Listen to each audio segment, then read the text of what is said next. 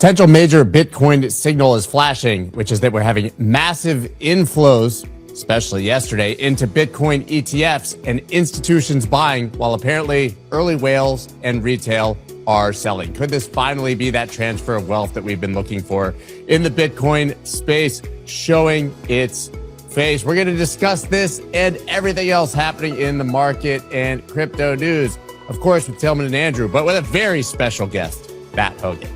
Good morning, everybody. Happy Tuesday and welcome to the show. Going to go ahead right now, right after you subscribe and like or do whatever it is you people do out there. I don't want to get into your personal business. And bring on Andrew, Matt, and Tillman. Good morning, gentlemen. How are you all? Good morning, Scott. It's dark where Matt is. I can tell you that he works hard. We start early out here. He's one of those hardworking guys who gets up early. Right. We like that.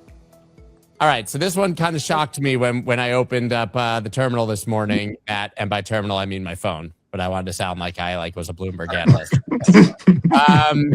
Yeah, Bitcoin ETF saw 471 million in inflows yesterday, the highest since the U.S.-Iran war began. I don't know why that's the metric we're using, but BlackRock led with 182, followed by Fidelity with 147. Institutional demand is picking up again. You can see it here on the chart. And interestingly, I showed the study from River yesterday that showed, I think it was 69,000 Bitcoin bought by institutions in the first quarter, while I think it was 61 or 62 were sold by retail in the first quarter. So you had this massive institutional buying. Governments were like 20,000 or something. Then, ETFs, I think the netted out pretty low, a few thousand Bitcoin, and retail selling like crazy.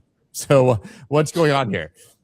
That's exactly what's going on. I mean, as you know, we meet with institutional investors all day long. It's still a raging bull market in that market. They are just interested in Bitcoin. They're moving into Bitcoin. That hasn't slowed down. When we go to the large wirehouses, they're increasingly engaged with Bitcoin as well.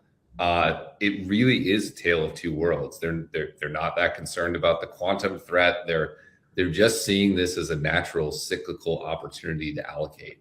And retail hasn't seen that yet. I don't know when they will see that. Maybe the guys have some views, but that's the story. There is just no bear market in institutional interest in crypto right now. We should probably delineate that, Bitcoin ETFs, like they're not just inherently institutional, by the way.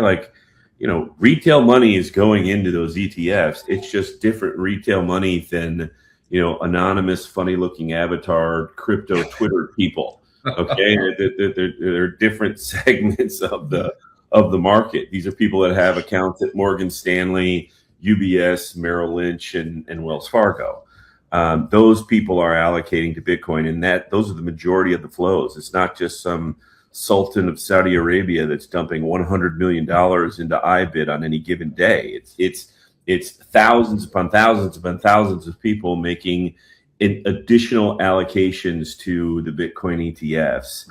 And again, we haven't been able to talk with Matt about this, but I'd be very interested in his thoughts on the Morgan Stanley Bitcoin ETF and what a truly big deal that is as it relates to quote unquote retail, but retail being high net worth, ultra high net worth folks. Morgan Stanley doesn't do that unless there is a mega signal from their core constituencies that says, we want this product, right? I think that's absolutely right. They are the creme de la creme of this wealth management space. Yep. And they're the largest firm in that space.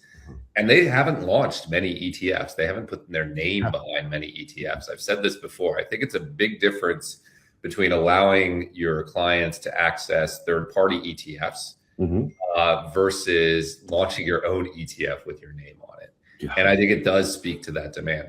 I would say, I think a lot of crypto natives wonder how this is possible. A lot of these people have a zero allocation. Mm-hmm. If you have a zero allocation and you're looking at this market, you're like, great, I have a chance to get in.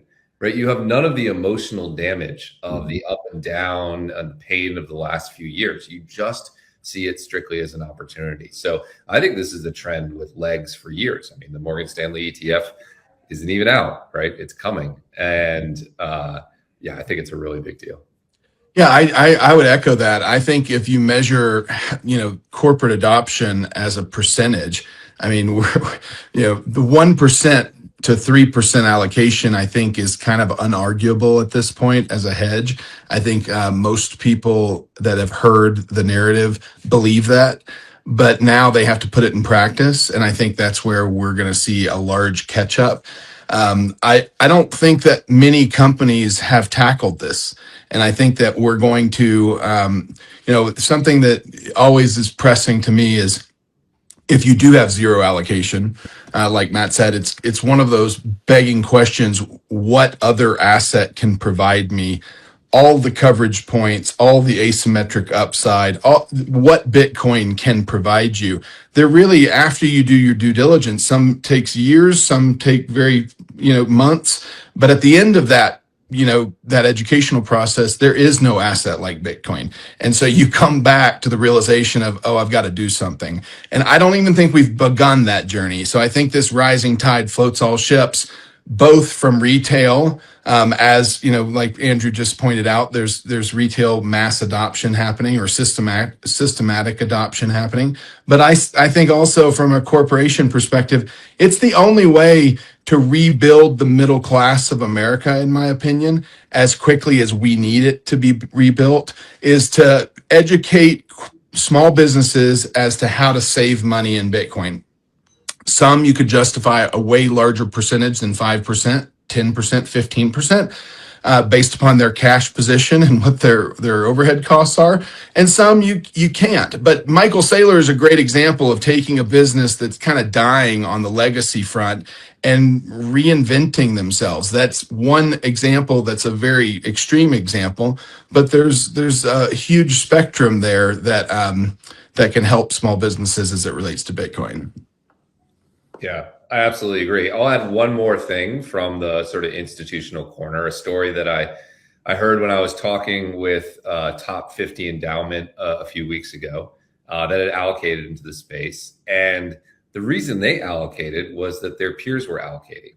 And I think that speaks a little bit to what you're getting after. Once you see a few people doing this, it becomes the bar, just getting off zero.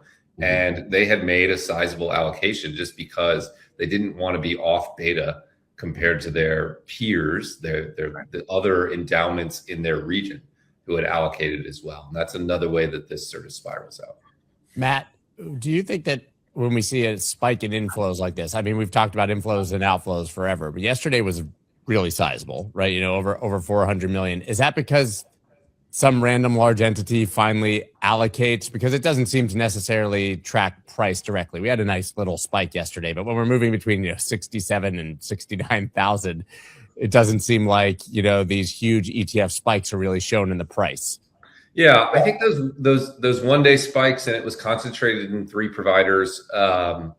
Often some of that is like a large hedge fund putting on a trade and deciding to distribute it across. The best flows are when you see everybody get flows, right. All 9 providers or whatever. That is the best possible signal. Sometimes you just see BlackRock because they are the largest. This one felt a little bit like someone putting on a trade. But I do think if you look at that chart more broadly, it's a generally positive story given the direction of price. Do people utilize the BlackRock one because if it's a hedge fund, they have more size and options around it, so they can put on like a more complex trade, basically, I'm assuming? Yeah, as painful as it is for me, liquidity begets liquidity in ETF land. So the big get bigger, and it's the easy button for a lot of people. Yeah. What do we make of the fact that apparently, I mean, I can show you an article that shows the exact opposite from like 2 days ago, but here we are. But as I said, the other side of this is not only that retail selling, but we've also seen some data that whales are once again selling here around 70,000. So we know they sold above 100 in size. We know they continued selling down. Most metrics showed that they somewhat stopped when we got to 60 and we kind of rose back to 70s. It seems that now alongside retail, some of them are selling again. But like I said, inflows are up and institutional buying's up. So yeah, go ahead. Ethereum, I can do that on. Solana, I can do that on right now. But there will be many, many more that you can do that on. There will be better. There will be different. All of that is just maturing. But there is one thing that we do know, that tokenized oil went from, I think, 25 million in volume on day one to 1.2 billion in day two. Like, people see the utility of tokenized commodities, and that's a very, very easy place to start because, it's better for everybody, including the exchanges. Yeah, I think that's exactly right. I think we've seen what works in the tokenization space, which is when the blockchain is in the background and no one knows about it, basically. Yep. That is what works. That worked on Hyperliquid. It works on Polymarket. When's the last time someone talked to you about the underpinnings of? No one cares, right? No one cares. That is the application that you want to see. That's where the growth will be. Yep. How do you index for that when you're creating products? Well, good segue. Look, I think what you're going to see is a lot of ETFs that are thematic in nature. I think you're going to see ETFs that focus on themes like stablecoins and tokenization and other areas of the market. I think you're going to see a lot more interest in crypto equities, to be honest, because that's another way that this gets explained into TradFi that they can wrap their heads around. But I think the days of single asset ETPs, there's probably Hyperliquid, maybe like the last one left that could have some interest. But generally speaking, I think people are going to want to own groups of assets to gain exposure to themes and aren't going to care about this versus that versus that. Sort of the days of debating ETH and Solana, those days aren't going to exist for the institutional community. They're just going to want to own all of that to the Will it be blended with tokens and equities? Obviously, like if you have a stable coin index, it's going to have to own Circle, right? But I don't even know, and maybe there's some tokenization side to that, but are these going to be effectively blended indexes? I think you'll see that. There are some reasons, some arcane regulatory reasons that's a little bit complex, but it's a solvable problem with things like Cayman subs. But yes, you're going to see those blends. I would even add, and I've made this pitch to a few people. One way to think about things like ETH and Solana is if you own, let's say, a financials index and you don't own ETH and you don't own Solana and you don't own Chainlink, do you really own the financials index? I'm not sure that you do, right? If you own the Qs and you don't have crypto in it, do you really own technology? I'm not sure that you do. So I think, to your point, there's a separation of equities and tokens, which is not something people really care about. They just want exposure to the theme. And so I think you're going to see those two come together increasingly in ETF products. When?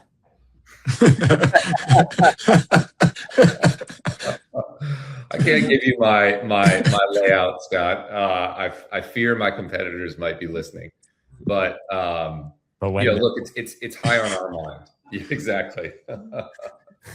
It's high on our mind, and we're hearing it from clients, right? We hear when we talk about stablecoins and tokenization. I gave a big talk on that topic to Barron's.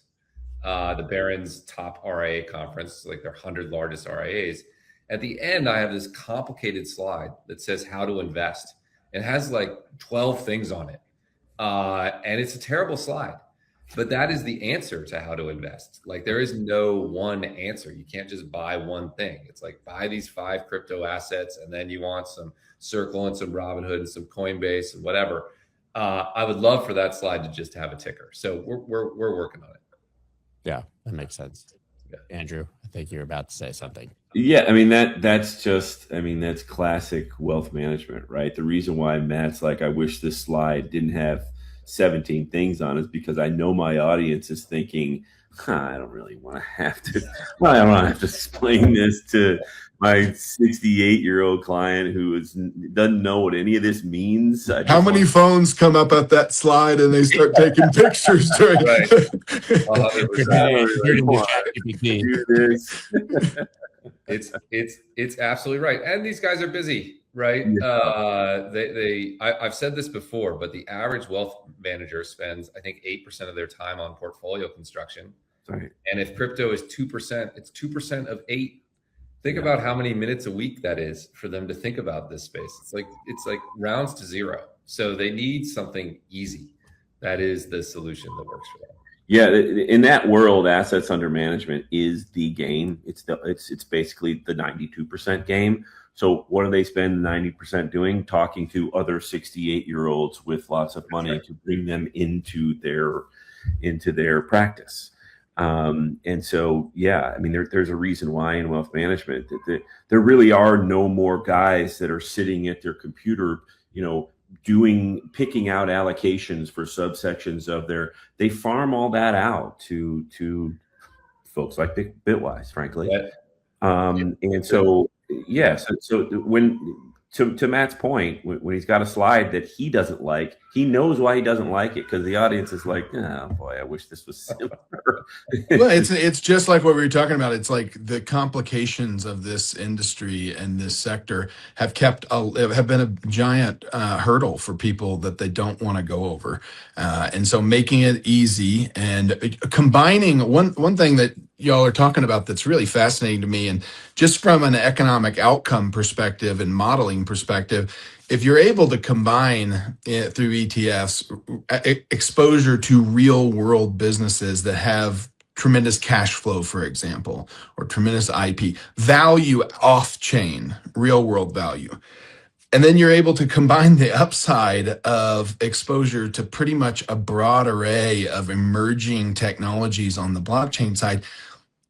You're getting this risk reduction mechanism as a part of the whole that is really difficult to manage in a segregated way. Like, it's incredibly difficult. That the rebalancing effort would have to happen daily. You're not talking about the 2% or the 8% at that time. You're talking about 98% of your time. Just because, why? Well, because all those assets are so volatile, the risk reward ratio changes every day meaningfully. And so therefore your allocation should be reflecting those changes. And yet no one does that. This is the vehicle to make that, I mean, just like incredibly simple and get massive broad exposure across our entire space. And if you look back at like the ICO craze in 2017, for example, the best people, the people that made the most money, just had a little bit of money in everything, and they just waited till the ping pong ball bounced and they cashed out, and that's essentially what this is going to allow you to do, but at the same time de-risk the entire effort. I mean, that's pretty amazing. Yeah, well said. Yeah, I want to talk, moving on just slightly to the sort of regulatory clarity environment. Whatever. I don't even think we have to talk about the Clarity Act. Because it's not a real thing. No, sorry, that's just my very humble opinion. Sorry. Did you guys see that Eleanor Terrett was like quoted as saying that they were very close to a deal, and she was like, I never said that, and it was like massive news that we were all getting it, and the Coinbase, Paul Graywall had said 48 hours. He's like, I didn't say that. I mean, now we're just making stuff up. That's amazing. Either way, the thing we're not making up is that we actually have an SEC and CFTC that are trying to do things, right? And Matt, you were, I think, the first really to point out the fact that regardless of what happens in the elections, regardless of what happens with legislation, we got still 3 years here of pro-crypto regulation, and we can effectively take that time to show that we matter and become too big to fail as an industry.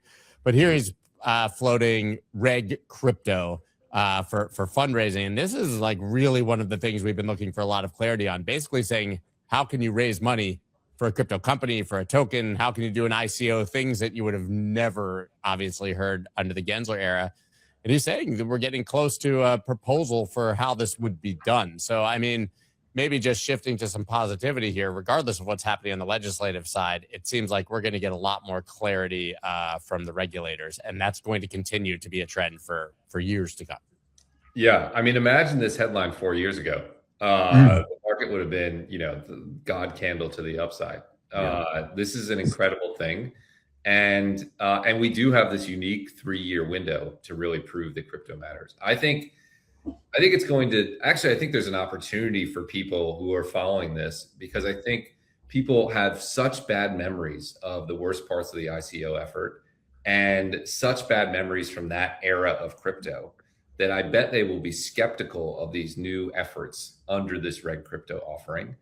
But I think the reason those were such failures was there wasn't the right regulatory standard to get them into it. The idea of raising capital for a new token project or raising tokens that actually sort of act almost like equities and have real claims on cash flow are good ideas. And I think we're going to see a big flowering of those ideas under Atkins, sort of regardless of what happens to the Clarity Act. Yeah.